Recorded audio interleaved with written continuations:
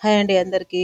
రెస్టారెంట్‌కు ఏమాత్రము తీసిపోకోకుండా అదే టేస్ట్‌తో, అదే ఫ్లేవర్‌తో గుమగుమలాడే మటన్ కీమా బిర్యానీ చేస్తున్నానండి. బాస్మతి రైసేసి.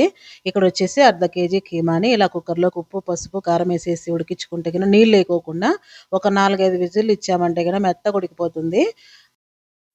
కుక్కర్ ప్రెషర్ పోయే లోపల పక్కన కడాయి పెట్టేసుకొని ఆయిలేసుకొని ఎర్రగా వేయించేసుకొని అల్లం వెల్లుల్లి పేస్ట్ 2 స్పూన్లేసి ఇది కూడా బాగా వేయించాక టమోటా పేస్ట్ కూడా ఒక 2 టమోటాలండి మెత్తవి బాగా ఎర్రగా ఉండేటివి వేస్తే గిన మంచి కలర్ వస్తుంది. ఇలా వేయించుకున్నాక ఉప్పు, కారము, ధనియాల పొడి, పసుపు, అలాగే పచ్చిమిరపకాయ తొక్కు, పెరుగు ఇవన్నీ వేసి కూడా బాగా వేయించుకోవాలి. గరం మసాలా పొడి నేను స్కిప్ అయిపోయిందండి, వేసేది చూపించలేకపోయాను. ఇలాగన్నీ వేయించుకున్నాక ఉడికించుకున్న ఖైమాన్ వేసేసి ఇది కొంచెం నీళ్ళగా ఉంది కదా కొంచెం చిక్కబడేదాకా వేయించుకోవాలి. పక్కన వచ్చేసి గిన్నెలో నీళ్లు పెట్టుకోవాలి. 400 గ్రాములు బియ్యం ఉడికే గాను కొంచెం ఎక్కువ పెట్టుకోవాలి, పొడి పొడి ఉడకాలి కదా. ఇందులోకి మసాలా దినుసులన్నీ వేసేసి అర్ధం నిమ్మకాయ పిండామంటే కనుక పొడి పొడిలాడుతూ ఉంటుంది అతుక్కోకుండా. ఇంకా సాల్ట్ వేసి 80% ఉడికించుకోవాలి. ఉడికినాక పక్కన వంచేసుకోవాలన్నమాట, ఒక స్ట్రైనర్లో కొట్టేసుకోవాలి.